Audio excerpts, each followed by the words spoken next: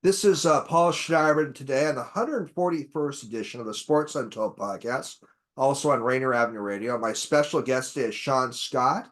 Shaun is the author of a new book. It's getting a lot of publicity about the Seattle sports scene entitled Heartbreak City, Seattle Sports and the Unmet Promise of Urban Progress. And I got to tell you, Shaun, you and the listeners, something. I think I already shared this with you. I tried to buy the book yesterday at the University Bookstore in Seattle. It was already sold out. So I hadn't had a chance to read it yet, but I look forward to reading it. Excellent. That it makes me feel good to hear that folks are excited about it and getting it from you bookstore. But I'm sorry to hear that cost you a crack at it. Um, Well, I'll learn more about it today from you. And I haven't interviewed. I think as I shared with you in one of our text messages, I haven't read every book of every author I've interviewed before I interview them. But anyhow, Shaun, I'll get back to you in a minute. My podcast is now on Spotify, YouTube, Amazon, Google, iTunes, Podbean. You go to sportsuntoldpodcast.net. I encourage my listeners to click the like button. You can also watch my shows by just Googling YouTube Sports Untold. You can see some of my editions. My producer is Olivia Coyne. Been friends with Olivia's family a long time, and Olivia's a UW student. She's doing a good job. Okay, Mr. Scott, let me get back to you. Shaun Scott is an author, activist, and filmmaker. He's a one-time Seattle City Council candidate.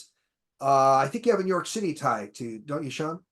I was born in New York City, actually. Born in Queens, came out here when I was about 9 or 10 years old.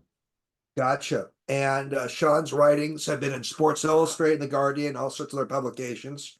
We'll learn more about Shaun a bit today, but the main focus will be about Shaun's new book on the Seattle sports scene.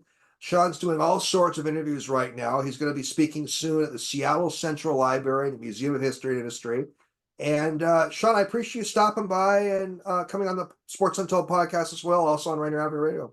Absolutely. Thank you for having me. My honor, my honor. Well, Shaun, why don't you kind of tell us about how you got the bug to write this book, Heartbreak City, about Seattle sports?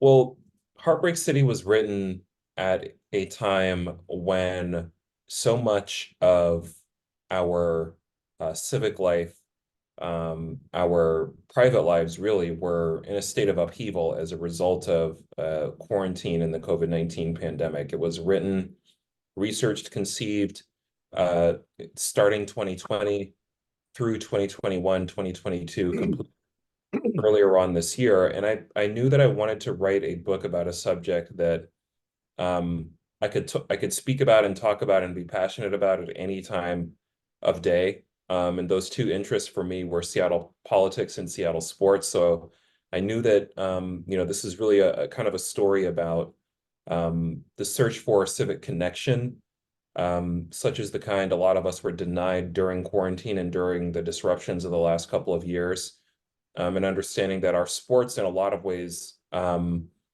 a way of kind of simulating our politics, and what we can't get out of our politics, the unity that we have a hard time achieving through our politics, we tend to seek in our games.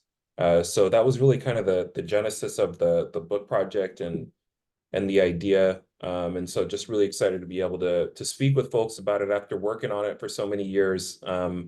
In relative isolation, ferreting in and out of archives, trying to piece it together in libraries, and alone, as anybody who's done any extensive writing knows, that a lot of it happens in relative isolation. So it's good to be out speaking with folks like you who care enough about the topic to want to delve deep and chat about it. So thank you so much. Well, absolutely. Well, the show is Sports Untold, and I like to focus on all sorts of sports issues, including the sociological and political aspects and legal issues involving sports.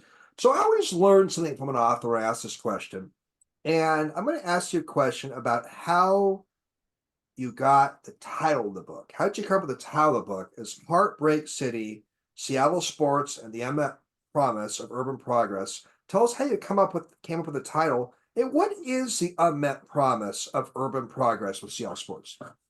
Well, it, as best as I remember it, I was paging through a book that was written by an athletics, a mental health specialist named Trevor Moad. And Trevor Moad was somebody who actually passed away recently.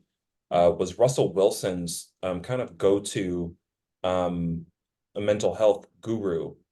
And in the pages of that book, the foreword for which was written by Russell Wilson, he had this quote that kind of resonated with me. It said something to the impact of, if you're not willing to risk a little bit of heartbreak, you're never really going to be able to achieve what it is that you set out to do, because anything that's worth doing is going to contain certain setbacks.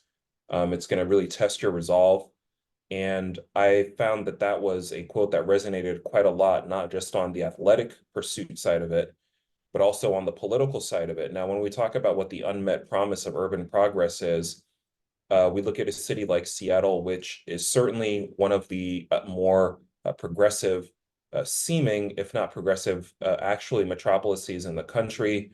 A state that, you know, votes reliably for the Democratic candidate for president, or at least has done so since about 1984. A city that is really, you know, with games like the or teams like the Seattle Sounders, sports heroes like Sue Bird, is seen anyway on the forefront of sort of social inclusivity. But we also know that there are a good many problems that have not been addressed to the fullest extent that they could. Racial integration is still a very bumpy and incomplete road in the city of Seattle. Huge wealth disparities are still a fact of life here. Um, and so the unmet promise of urban progress is really, it's just about that durative struggle to make Seattle the progressive city that many believe it is, and the understanding that if we're not going to actually make the attempt to do it out of fear of falling short, we're definitely never going to get there regardless. So that's kind of where the title comes from. Well, thanks for sharing that, Shaun. Now, I this is sort of you mentioned something where I was going to ask this question later, but I'm going to ask it now. How is Seattle as a sports town different than, say, other cities such as New York or LA or Kansas City or Phoenix or Minneapolis? How is Seattle unique and different as a pro sports city versus some other aforementioned towns that I just mentioned? You know, I really tried to write a book that emphasized actually more commonality with many other cities, because I think that Seattle being as far west as it is, and us being a Pacific Coast city, there's a tendency to sort of buy into a sense of exceptionalism, which I think that is definitely part of our national mythology. I would say that to the extent that there are differences from some of the other cities that you mentioned, I think that really kind of the combination of dense urban infrastructure running right up against um, sort of appreciation for the outdoors, you know, tall mountains, deep water, and tall trees. Uh, Really kind of the tension between those two kind of defines life in the city of Seattle. So I think that, you know, though we are on the far left coast, in a lot of ways, we are at the center of certain myths and ideas that people have been telling themselves about hard work and self-reliance and individual grit since the founding of the Republic in many ways. So I try to emphasize the continuity a lot more than I emphasize the divergence from other cities, I would say. Would you say that some of those other cities, and I could mention probably 30 more or whatever, other American cities also are in a situation where there's an unmet promise of urban progress that connects with sports?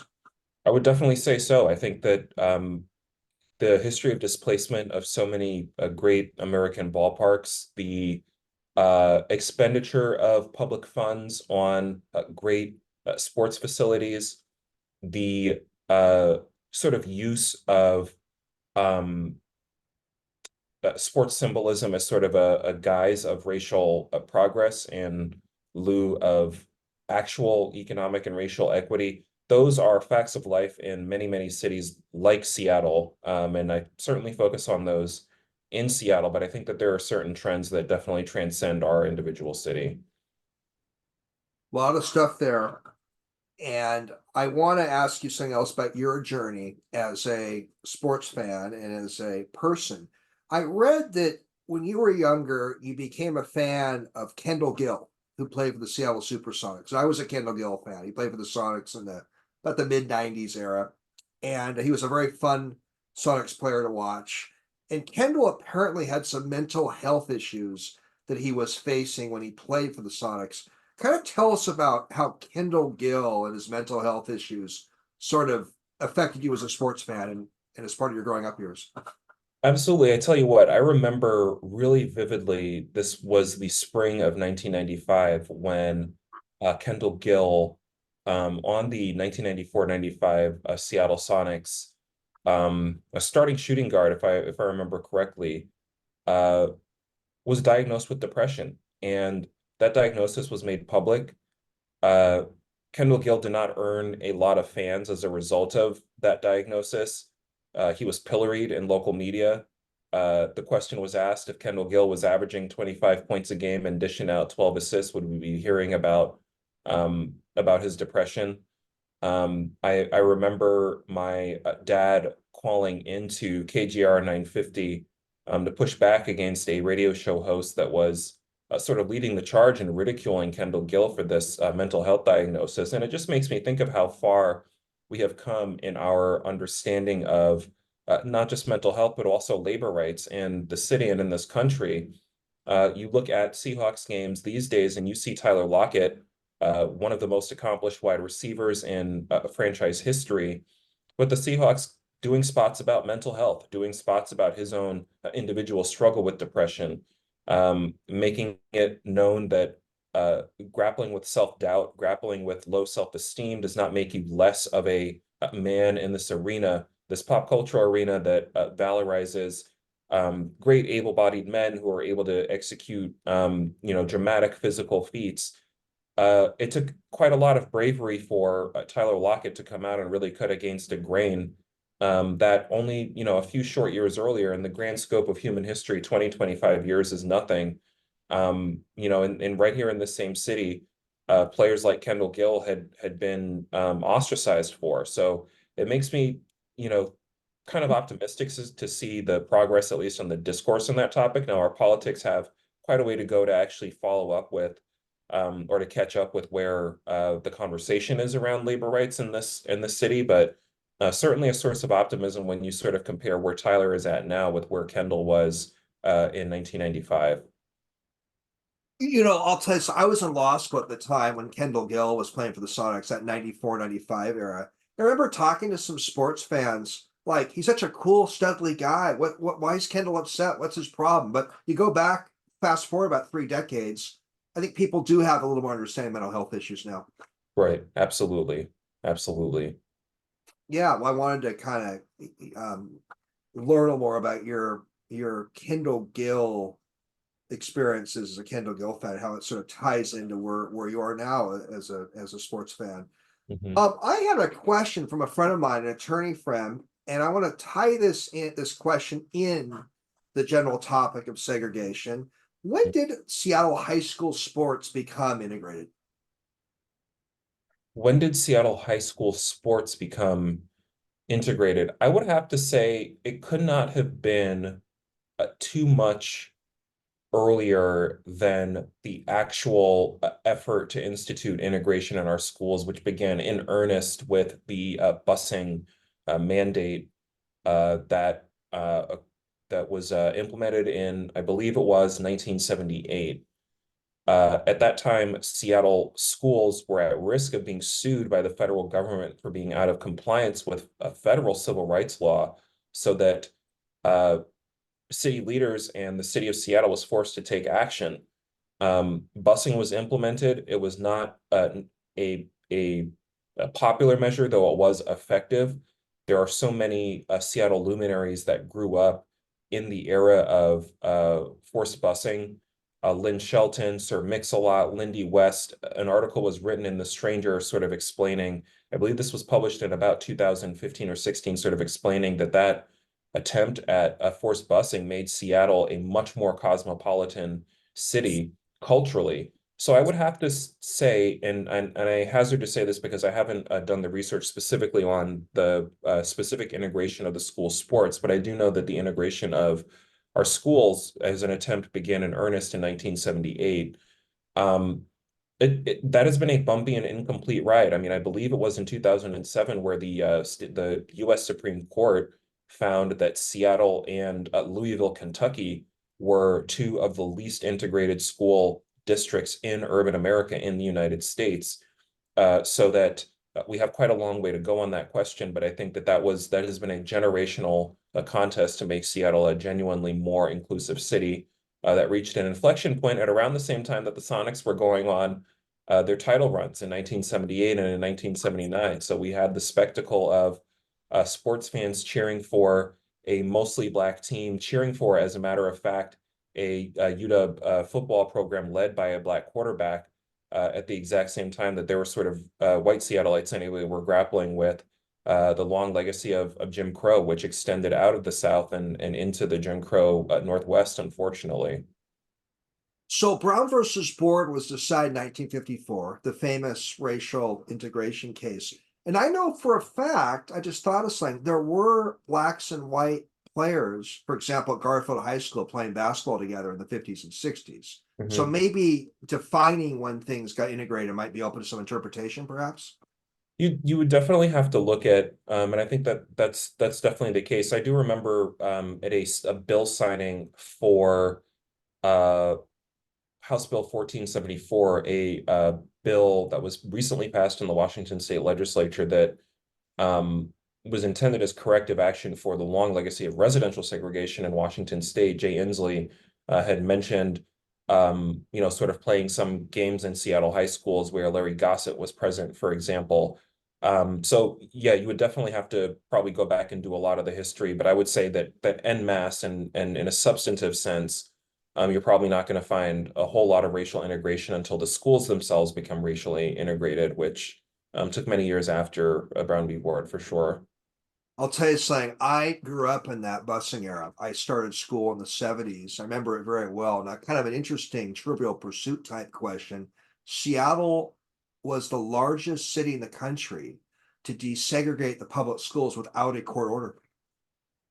Right, and the city definitely did that to avoid a court order. So there's kind of some nuance to the history as well, and that's really what we mean when we talk about the unmet promise of urban progress. And on the one side of it, you definitely have a city that did the right thing, and on the other hand of it, you have a city that did the right thing because there were no more options left. And certainly that threat of the federal suit was a powerful motivator for action, as it has been for a host of other issues in the city.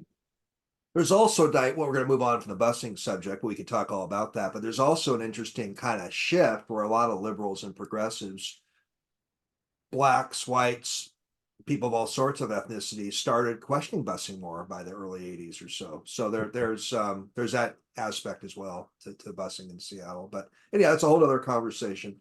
Mhm. Um, how do the Seattle Rainiers fit into to the Seattle sports history? The Seattle Rainiers were a famous Pacific Coast League team, and they played. They definitely had teams before racial integration. But just kind of what did you?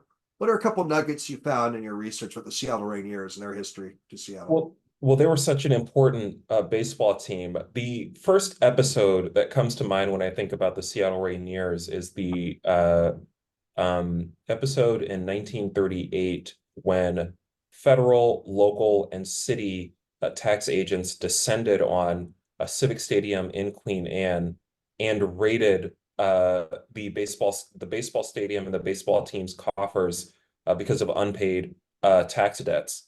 The Seattle Rainiers' previous stadium, Dugdale Park, had been burned down by a white supremacist arsonist. I cover that tale in the third inning of the book.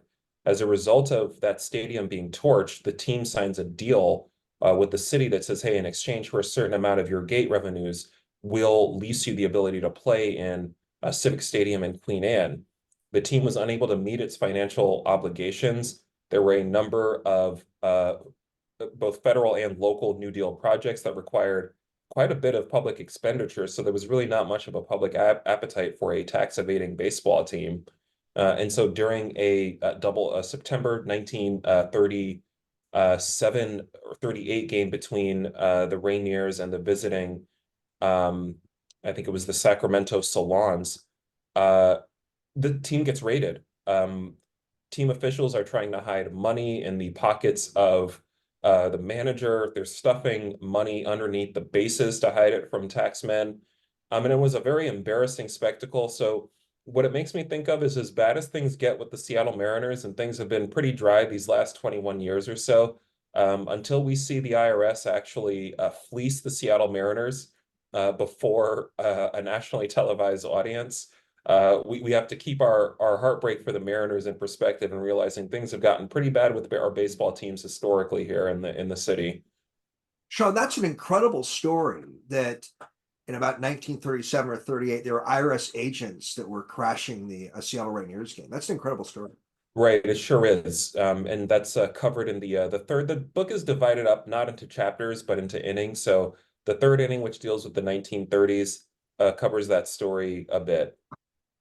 Well, you just threw out a very fascinating early event in Seattle sports history that many fans, including myself, had not heard about. Can you throw out another interesting early event or earlier event that a lot of modern fans may not know about that's connected to Seattle sports history? Yeah, I begin the book in talking about where Seattle was at in the 1870s, because I felt that there was something very foundational about the city in its early years, and so much of that history is not recalled as often as it ought to be. I mean, we go to T-Mobile Park and we see a stadium that is built next to these great train depots. A home run gets blasted and we hear the train blaring. Well, in the 1870s, Seattle was a railroad-obsessed city. The railroad was going to be the ticket to international prestige and recognition that Seattleites believed, Seattle settlers anyway, believed that was theirs by divine right. The excitement for the attraction of a railroad terminus coincided at that time with the establishment of the city's first baseball team, a team called the Seattle Alkis, which competed against competing area settlements, Port Gamble, Snohomish, Olympia, others, and they did great. They beat Port Gamble in 1877 by a score of, I believe it was 51-0. Won a number of other different games at that time, and galvanized local support among both working people and sort of Seattle area aristocrats. Um, by the same token, residents of the city of Seattle were quite disappointed to find the city's baseball team to watch the city's baseball team get defeated at a area celebration for what was supposed to be the arrival of a railroad terminus in October of 1883. So at the same time that the city does not get the railroad for another 15, 20 years, its baseball team is losing. And so there you have kind of the roots of the sports heartbreak sort of meeting up with the socio-political heartbreak, and Seattleites having to deal with that and reckon with it. Seattle PI publishes an article in the aftermath of that game, essentially telling the Seattle baseball franchise, if you can't get your roster in order, you ought to disband as an organization as opposed to embarrass the city. And some of that language, I think, resonates for many people who have watched the Mariners, for example, strike out in free agency these last few years. So there's a lot more, I tend to emphasize the continuity as a historian more. And every historian, your job is essentially to assess continuity and change over time. So the continuity to me, especially in a city that I think is lacking a sense of history to such an extent as Seattle does often, the continuity to me is very fascinating and something that I focus on a lot in the book.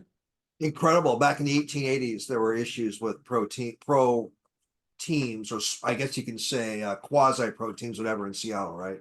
So Right. And this perennial question of, if you're not going to spend the money to make the roster better or do what it takes to represent the city well, it's better probably not to have a team at all, was the sense in 1883. And I think that there might be a good many people who feel that way in 2023 as well.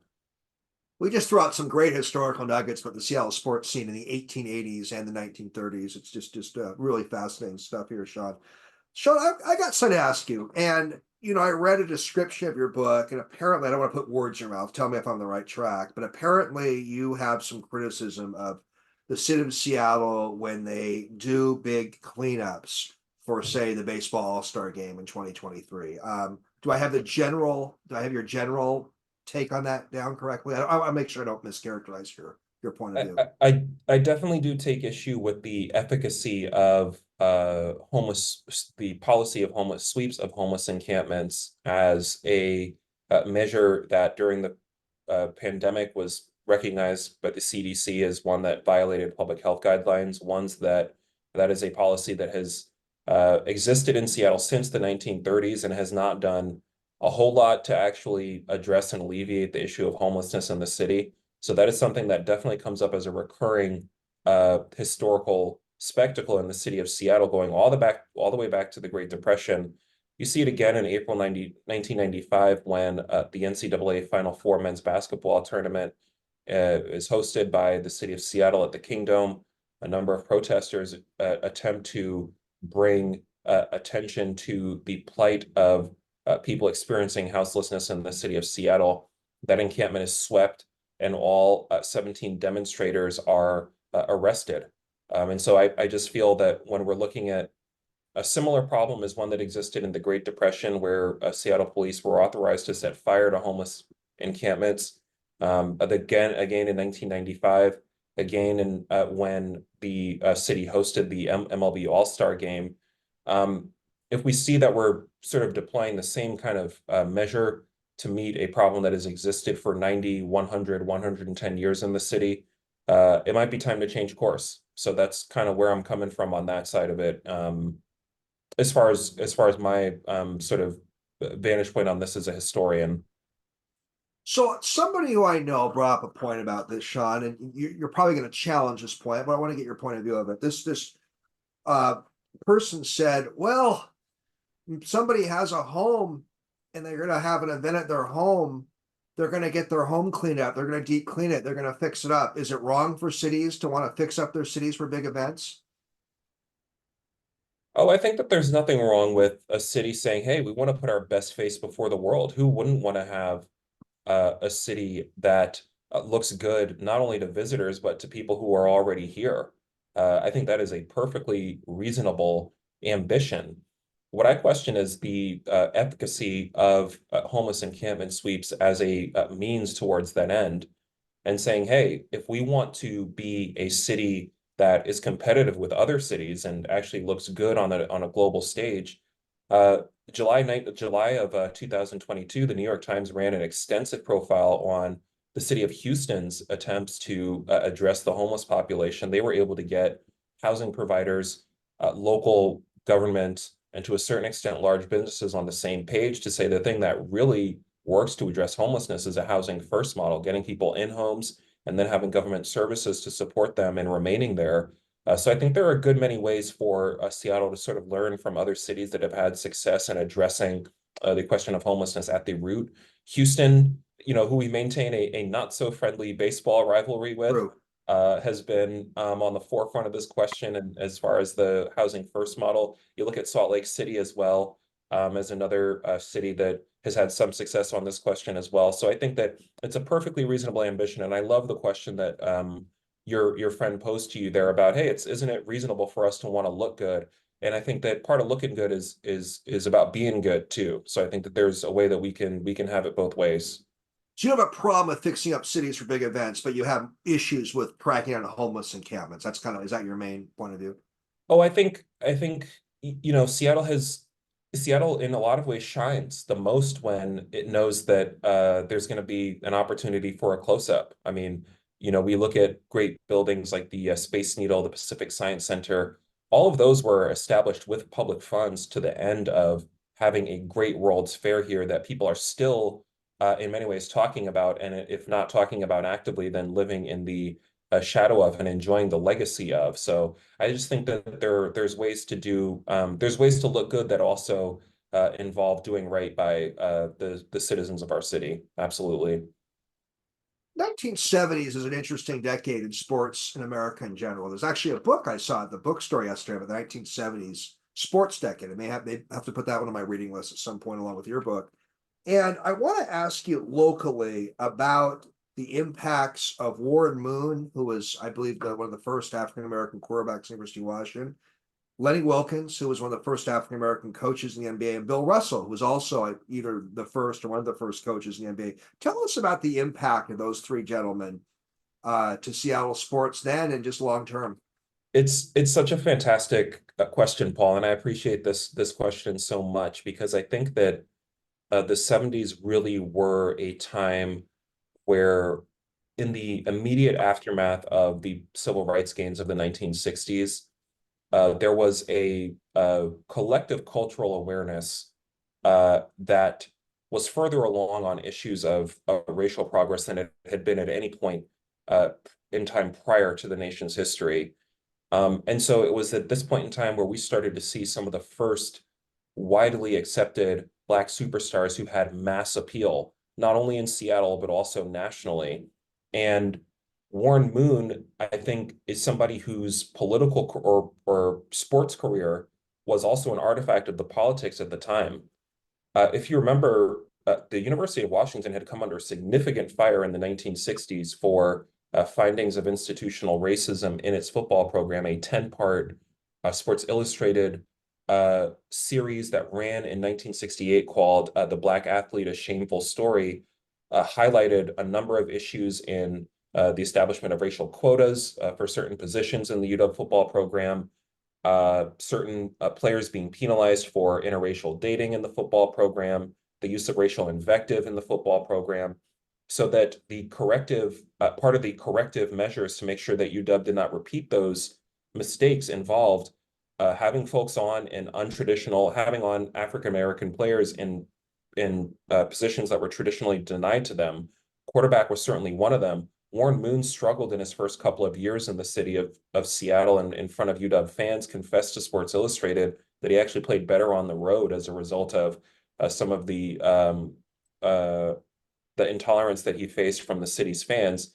And then, lo and behold, I think everybody loves a winner. So at about the same time that Lenny Wilkens is paving a trail as one of the first few successful Black coaches in the NBA in 1978-79, there goes Warren Moon winning the Rose Bowl against Michigan in the 1978 Rose Bowl. So it wasn't enough for Warren Moon to simply play the position and to be, in essence, the Jackie Robinson in many ways of college football with respect to the quarterback position. He also had to win, and he had to do well at it and excel.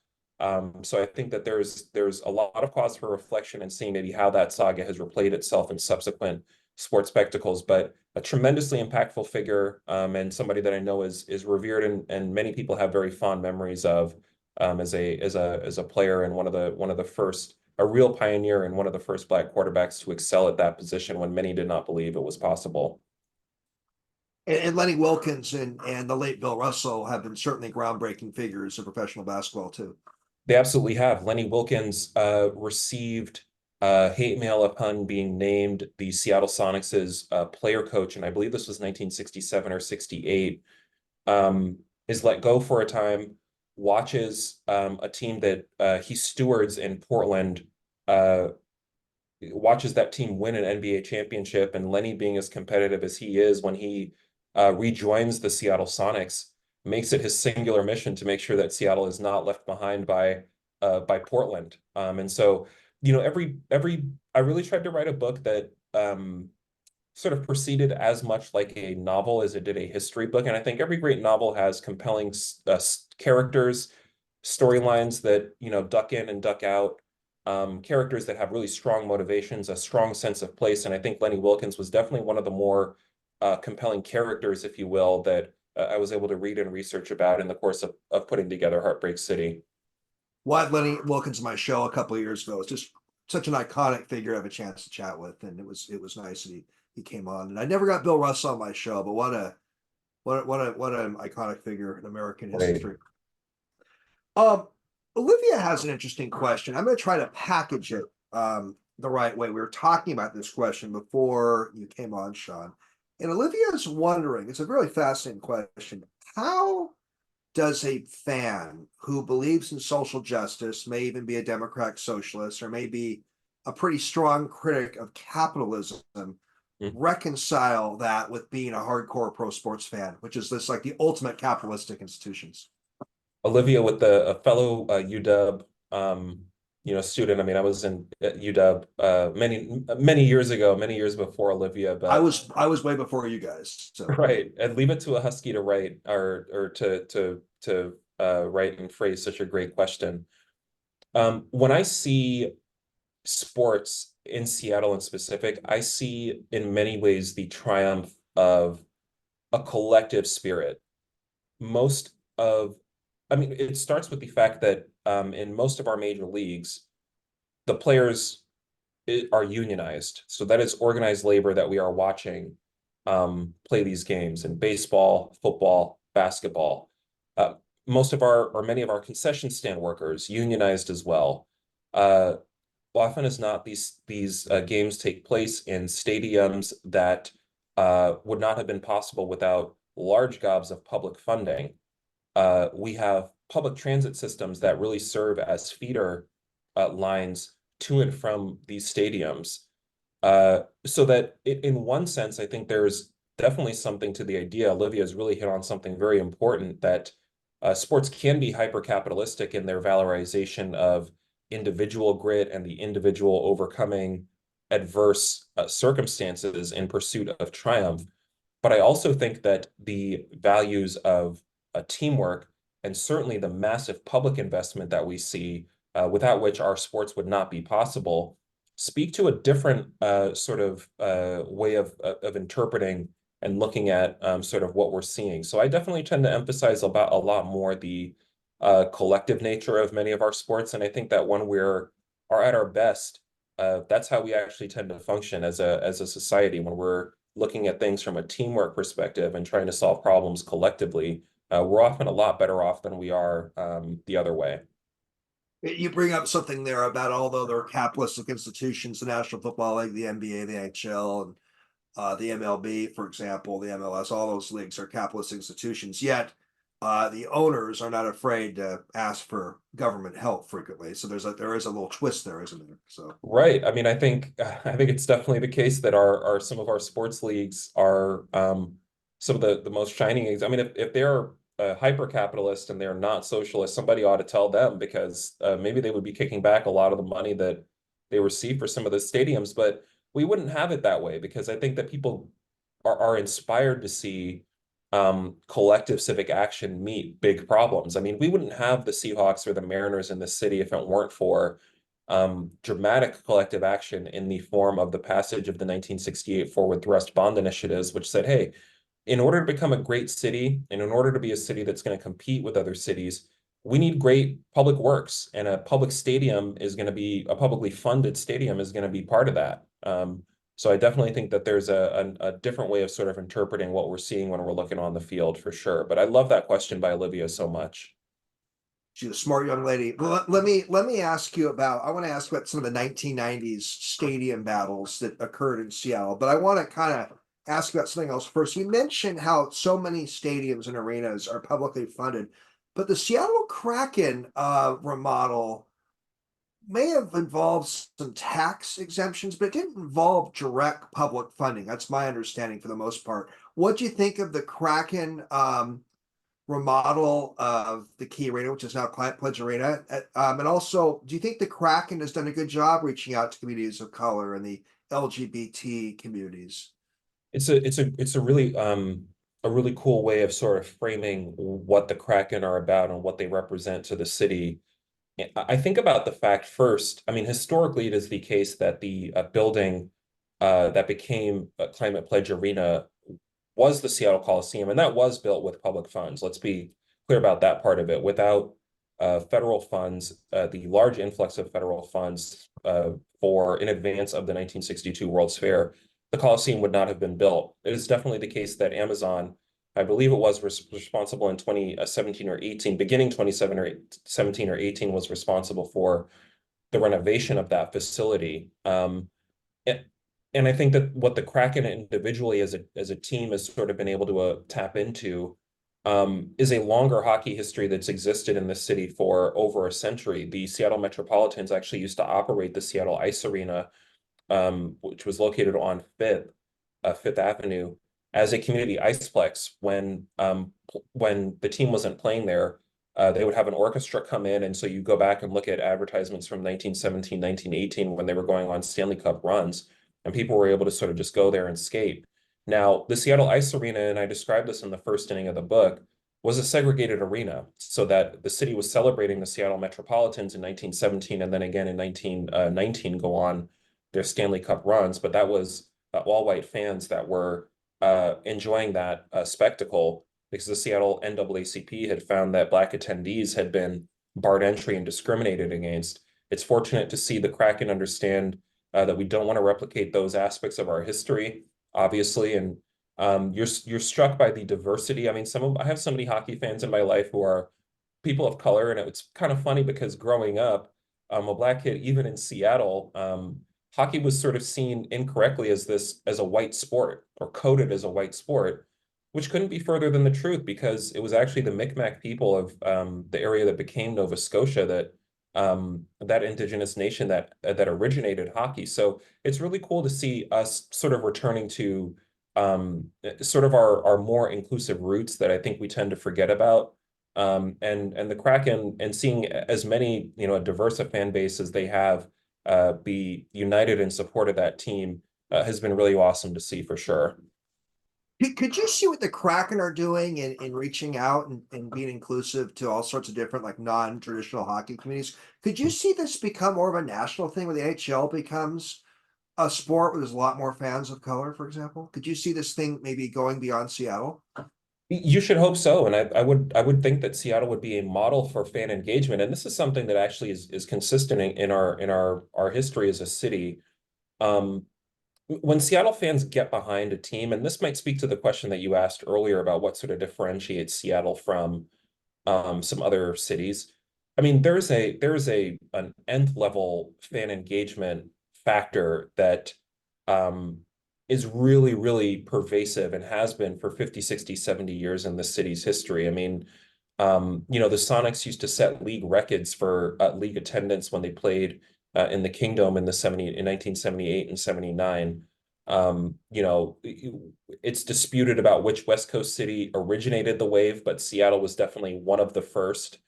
You think about the advent of the 12th man. I mean, the belief, us along with, I guess, Texas A&M as a college, but in the pro leagues, the belief that a fan base can actually impact what happens on the field. And the Kraken are really a part of that longer history that we have of fan engagement spilling over into something that feels political. You saw it as well with the Sounders and this idea, and when the team was founded in 2009, that we're actually going to give fans higher firepower over management. And so that's not something that's not common. That's not something that you see in every fan base. And it's definitely something that I think the Kraken are doing to further and continue as far as that legacy of fan engagement that implies greater political engagement as well. Lot there. Back in, there was a Sonic Skate movie that came out back in about 2009. I was helping the Save Our Sonics guys back then, or people back then. And in the movie, there's a writer, Sherman Alexie, and he's a local Seattle writer. He's written a lot of books. And in the movie, Sherman accused a retired Seattle city council member. And to be fair, the city council member later apologized for his remarks, but he felt what the city council member said was racist when the city council member said that basketball lacks cultural value during that Sonics Arena debate in the 2007 2008 era. What were your thoughts on that episode? I described that episode at length actually in the extra innings section of the book, the 10th chapter, as it were. I think that was a very unfortunate um, way of describing a team that had tremendous cultural value to the city and to Black Seattleites in particular.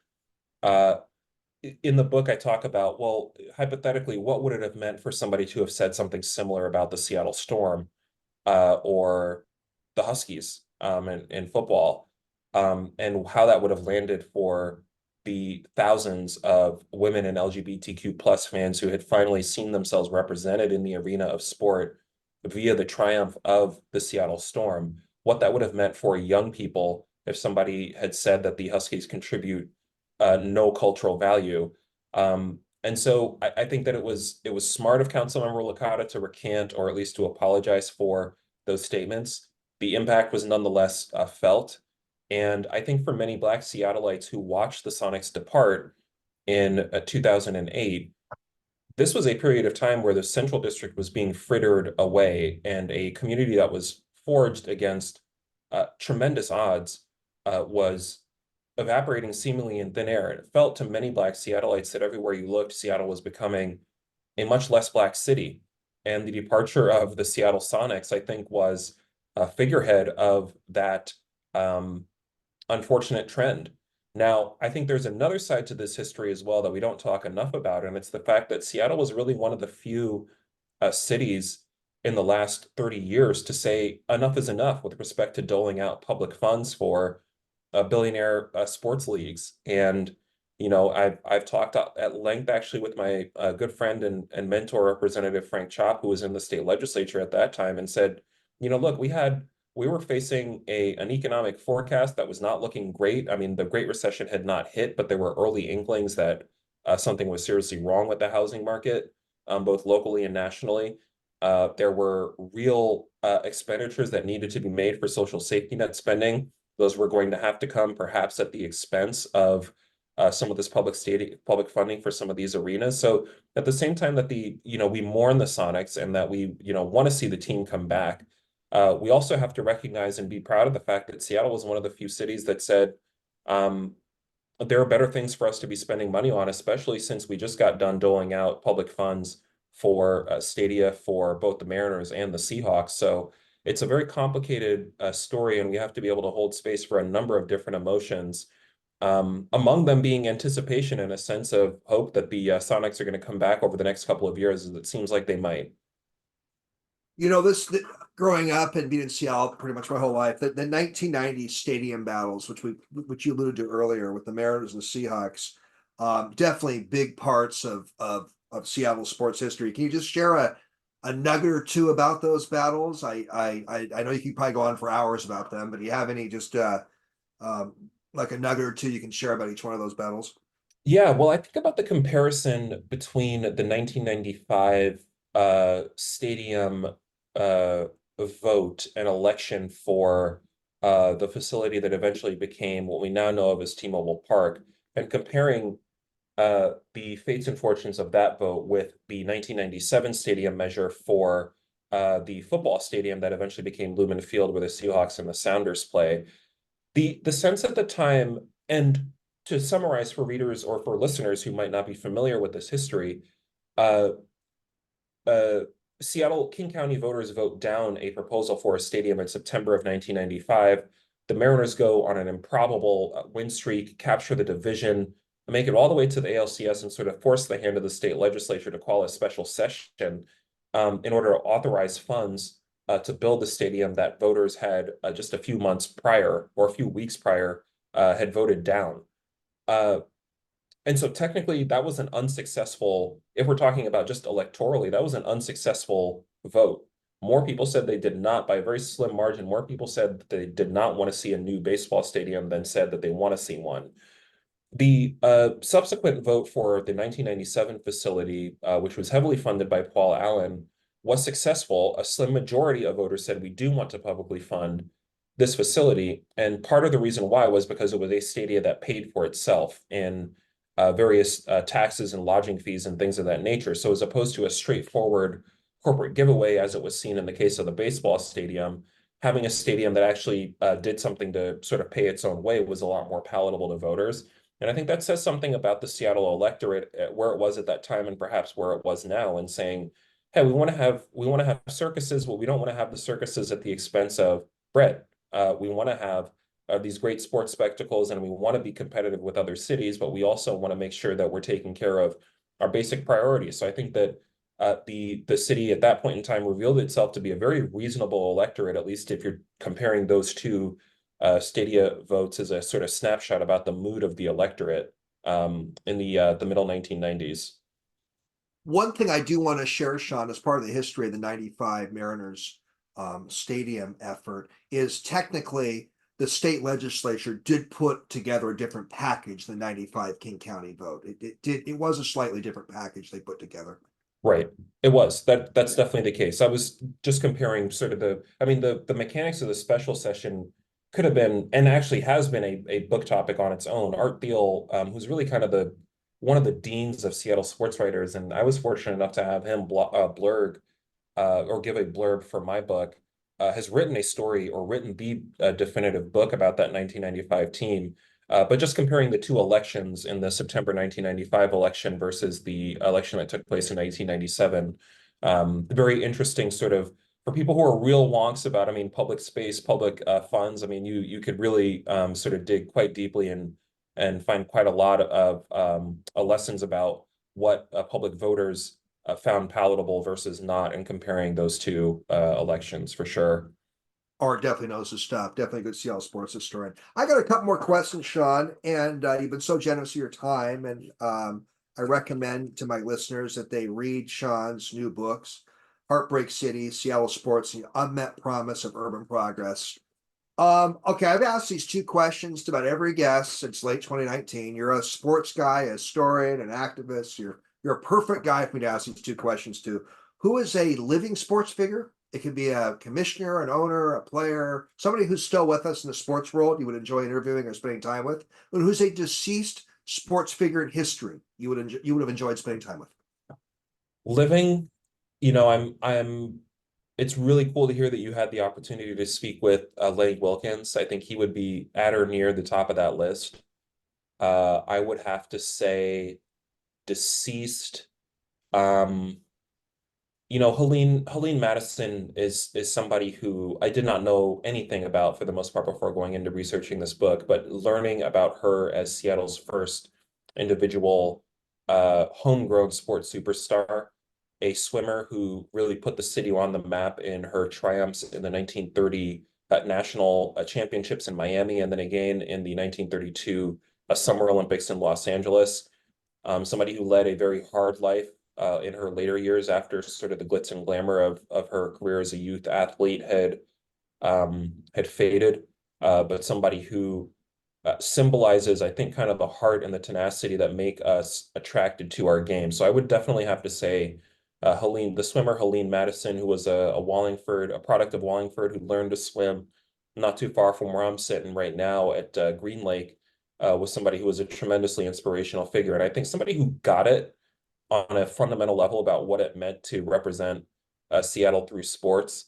There was some talk at the time of in advance of the Summer Olympics in Los Angeles that maybe she was going to defect from the Washington Athletic Club and instead swim for the Los Angeles Athletic Club. She says that's bosh. If I can't represent Seattle, then I won't swim.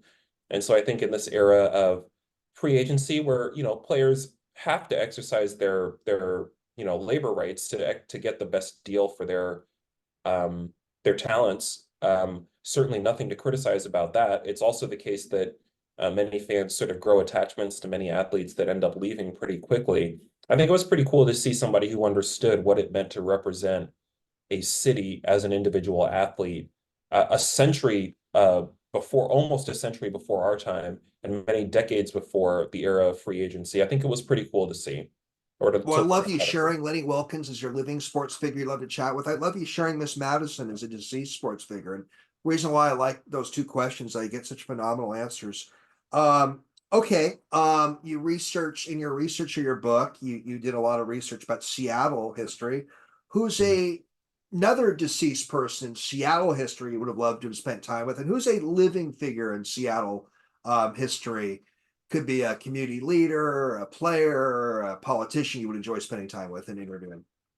I gotta say that Bertha Knight Lands, the first woman mayor of a major city, who served as Seattle mayor in the middle 1920s, is the first person that comes to mind as somebody that I would probably want to sit and talk with. I mean, Jim Ellis, a tremendous civic visionary. For people who are not familiar with the work that he did to found the Metro Agency, which cleaned up our area waterways, the work that he did to um, get the Kingdom or funds for the Kingdom authorized in the 1968 forward thrust elections. Somebody who experienced some heartbreak of his own in the sense that he wasn't able to get Seattle voters to get behind a subway proposal, which was really kind of his dream for the era. But somebody who never let setbacks and disappointments sort of stall out his ambition to make Seattle a more inclusive, more cosmopolitan place. Jim Ellis actually had passed away, if I'm not mistaken, late, I believe it was in October of 2019. And at that point in time, it was such a tremendous felt loss because I really just regretted the fact that I never had the opportunity to sort of sit and meet with him and in his later years as I sort of learned about his significance to the city. So those are the two deceased that I think about. Great names.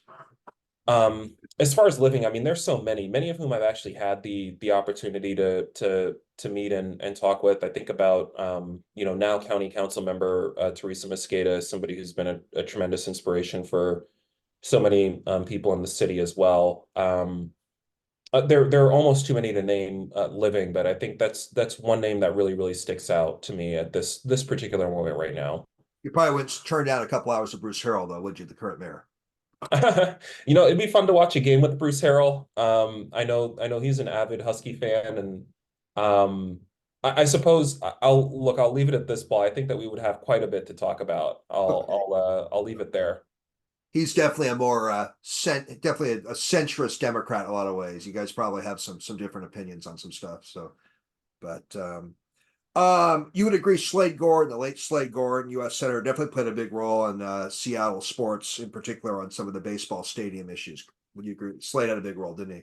Absolutely, he sure did. And I think that Slade, in some ways, represented the last uh, generation of reasonable Republicans in the United States. Frankly, he's one kind of the last um,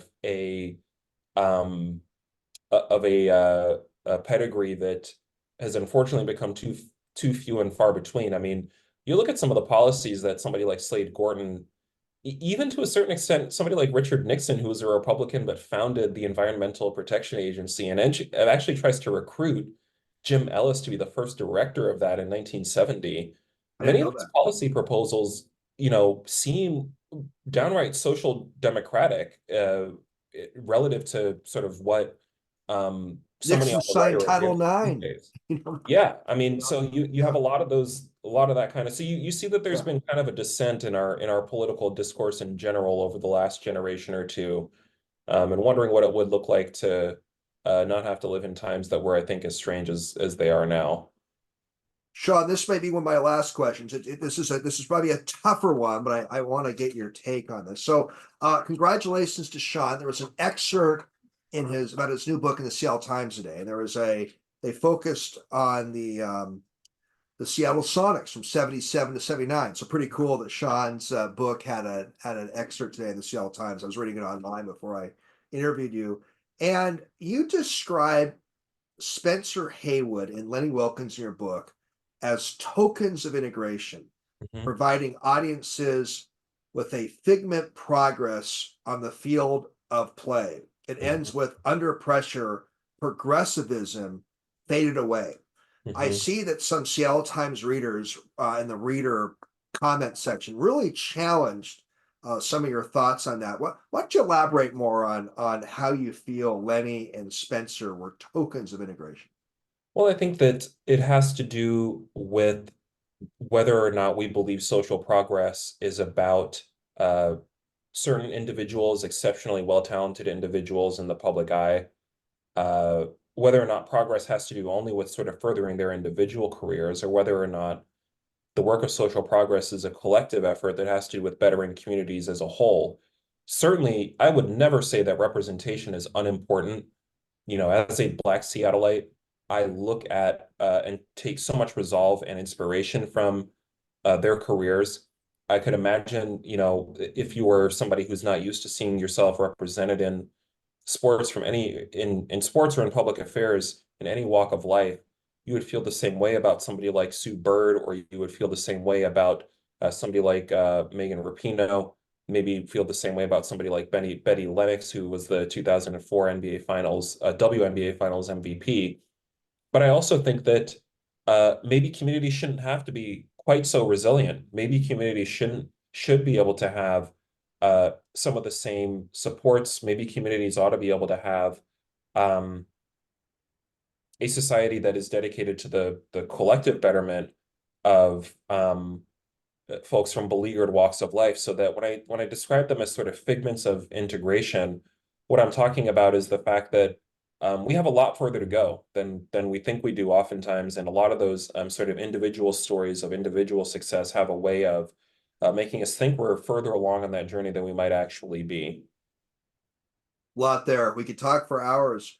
Well, I'm going to end with this with two more questions. The first one is, can you share anything else about your book that you want my listeners to know more about? I like to give my interviewees a little forum, maybe something we haven't hit on today that you want to share about your book that we haven't hit on.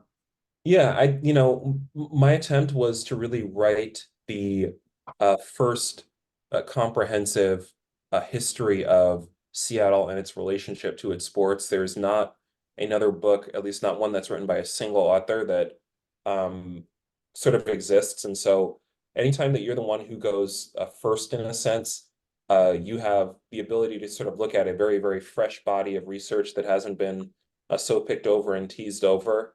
So it was just a joy to write and research, and really grateful for the opportunity to be able to talk about it with folks like you, Paul, who I know really care about this subject, as I'm sure that many of your listeners do as well. Well, real honored to have you on, Shaun. Let's definitely stay in touch. And you've been a filmmaker, an author, an activist. What is in the future for Shaun Scott? I'm just trying to stay busy. Just trying to stay busy. Yeah, I'm going to be at the Museum of History and Industry in early January talking about who the most politically impactful Seattle athlete in our city's history was. And so that's going to be a great event. I look forward to seeing a lot of folks there. I should have asked you that question. That's a great question there. You could make a case for Spencer Haywood, what he did with breaking in as a underclassman. Oh God, that's a great question. Right, Sue Bird, what she's done on women's rights and Megan Rapinoe, all that. Boy, right. there's a lot there with that question. So We're going to try to get it answered that night. So hope to see a lot of Bill folks. Russell, my gosh, there Yeah, that's a that you've given me a question to ask some guests in the future. Well, Shaun, absolutely. again, happy holidays, Merry Christmas, Happy Hanukkah to whichever one you celebrate. Have a great one, and thank you for coming on my show. I appreciate it so much. Thank you very You much. too. Thanks.